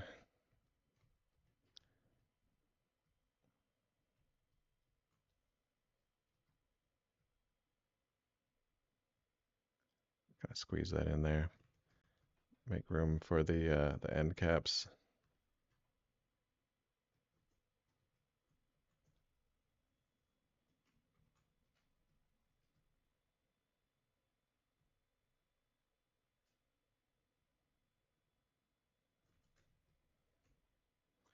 Well, that's something I like is like ending on a clear task for the next time to work on. So I just like know there's something to jump on. So putting those cylindrical caps on the end of those shoelaces will be what I tackle first next time. So that is it for today. Thanks so much, everybody, for coming in. Sorry, I think there were a couple like comments or questions right at the end I didn't have a chance to get to. If anything is crucial, actually, quick question: can your tools for Minds tools be moved into custom menus? Yes, they can. Okay, cool. Sorry, I couldn't get to every last little question. I gotta head out. Jump in next week, Wednesday, 10 a.m. Pacific time. If there's any burning question you still have and I haven't answered, answer or ask it then. And I'll see you all next.